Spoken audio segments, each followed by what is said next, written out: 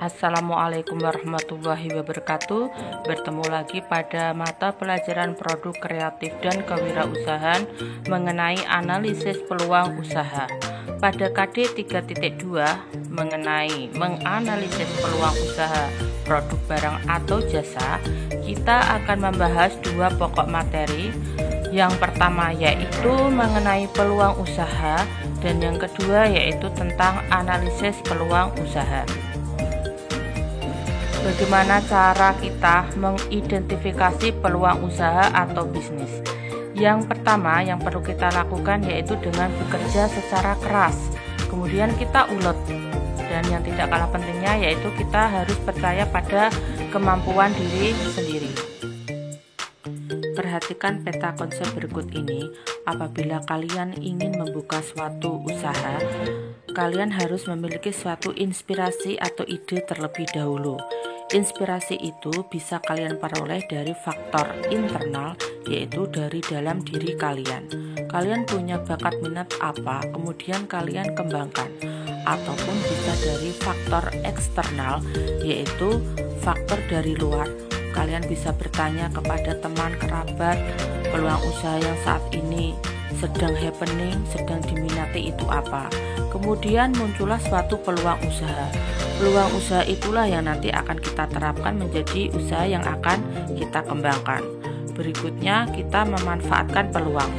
Memanfaatkan peluang itu nanti kita kembangkan lagi. Tetapi harus kita perhatikan pula bahwa yang namanya peluang itu ada dua, yaitu peluang berhasil sama peluang kegagalan. Jadi kita harus siap dengan segala konsekuensinya. Lalu bagaimanakah supaya peluang usaha yang akan kita geluti itu bisa membuahkan hasil? Yang pertama kita lakukan observasi, kita lakukan survei lapangan, dan kita bertanya. Observasi di sini yaitu melakukan pengamatan. Kita lakukan pengamatan terhadap produk kita. Produk kita ini memiliki daya tahan sampai kapan? Misalkan produk olahan makanan ringan. Dia ini memiliki batas kadaluarsanya kapan? Bahan bakunya mudah diperoleh apa tidak? Bahan bakunya ini mahal apa tidak? Kalau dijual secara kecil atau kemasan yang kecil itu nanti kita patok harga berapa? Kalau dalam kemasan besar kita jual harga berapa? Survei lapangan ini pun juga penting. Kita bisa kunjungan ke pasar, ke swalayan dan sebagainya dengan produk olahan yang sejenis yang akan kita geluti. Kira-kira itu ada varian rasanya apa tidak, varian apa saja yang mereka sukai, varian apa saja yang tidak mereka sukai. Kemudian kita juga bisa bertanya kepada beberapa orang tentang sampel atau makanan yang akan kita keluarkan. Mereka disuruh mencicipi, kemudian mereka disuruh berkomentar bagaimana rasa terhadap produk yang kita hasilkan. Dari pemaparan tersebut sehingga kita bisa mengartikan bahwa peluang usaha itu adalah suatu kesempatan yang dimiliki oleh seseorang untuk mencapai tujuan yang hendak dicapai dengan menggunakan sumber daya yang dimilikinya. Ciri peluang usaha yang mempunyai nilai jual pertama yaitu inovatif dan kreatif. Produk yang kita hasilkan itu sebisa mungkin adalah memiliki kreasi yang tinggi, berbeda dengan produk lainnya yang sejenis.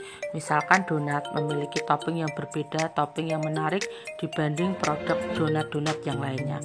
Kemudian tidak bersifat sementara, jadi produk yang kita hasilkan itu disukai sepanjang waktu.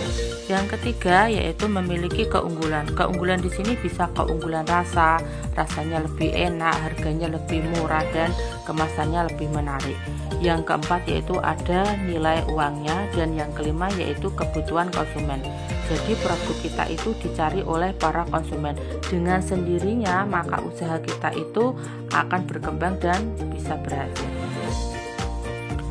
Berikut ini ciri-ciri peluang usaha yang baik. Yang pertama yaitu produk yang kita hasilkan adalah produk yang orisinil, bukan menjiplak dari hasil orang lain.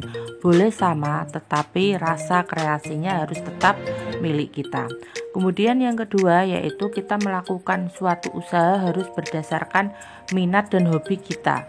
Kalau kita berdasarkan hobi, maka kita akan melakukan usaha itu dengan senang dan sepenuh hati. Kemudian yang ketiga, munculkanlah ide-ide kreatif di dalam produk kita, sehingga produk kita itu berbeda dengan produk-produk orang lain. Konsumen pun juga akan mencari ciri khas dari produk kita itu. Yang keempat itu adalah tekad. Di dalam membuka suatu peluang usaha, kita harus memiliki tekad yang bulat, semangat yang penuh, sehingga kita tidak mudah menjadi putus asa. Ciri yang kelima yaitu antisipasi persaingan. Tentunya kalau membuka usaha, persaingannya itu sangat banyak, maka kita harus melakukan antisipasi. Caranya sering-sering memberikan diskon, memberikan harga yang murah, atau dengan pembelian harga minimal 100.000 nanti konsumen akan mendapat kembalian 10.000 dan sebagainya. Yang terakhir yaitu kelayakan uji terhadap produk kita. Produk kita itu sudah BPOM, sudah higienis dan sebagainya. Dari paparan tadi, maka kita bisa menjelaskan bahwa analisis peluang usaha itu adalah suatu analisis yang bertujuan untuk mengetahui apakah usaha tersebut dapat dikerjakan atau dilaksanakan dan memberikan keuntungan di kemudian hari. Mengapa sangat penting melakukan analisis peluang usaha? Dengan analisis peluang usaha, maka kita bisa mencegah kerugian atau kebangkrutan usaha kita menjadi lebih dalam lagi karena kita sudah melakukan riset pasarnya. Yang kedua, kita bisa mengetahui minat konsumen. Kira-kira konsumen itu suka apa tidak terhadap produk kita. Dan tentunya dengan melakukan riset atau survei, kita juga tahu persaingan pasar. Kira-kira barang atau produk yang akan kita jual itu bisa bersaing dengan produk-produk yang lainnya apa tidak. Semisal belum bisa bersaing, maka kita bisa meningkatkan strategi apa yang harus saya lakukan. Jadi kita tidak akan ketinggalan dengan produk-produk sejenis yang lainnya. Yang keempat, dengan analisis kita bisa mengetahui rugi laba selama berbisnis. Jadi kita tahu untung ruginya.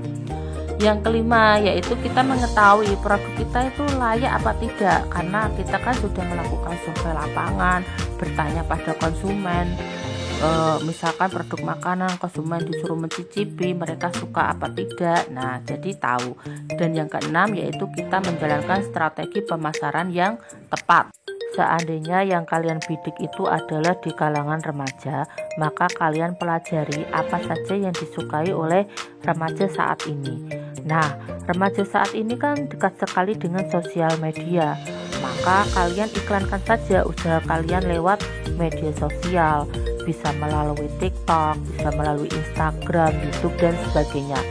Tentu saja kalian gunakan gaya bahasa yang mudah dan dimengerti oleh remaja, dengan gaya bahasa yang gaul, dengan sedikit memberi musik dan joget-joget lah istilahnya. Atau remaja kan suka ya dengan yang namanya diskon. Nah, tentu tidak ada salahnya kalian juga memberikan diskon, mungkin setiap 1 bulan sekali, atau setiap hari Ahad, atau setiap hari Jumat kalian memberikan diskon dengan kriteria tertentu. Atau kalian juga bisa melakukan branding. Misalkan kalian bisa mendatangkan artis A. Nah, artis A itu saat ini sedang digandrungi sama remaja. Itu juga bisa termasuk salah satu strategi pemasaran.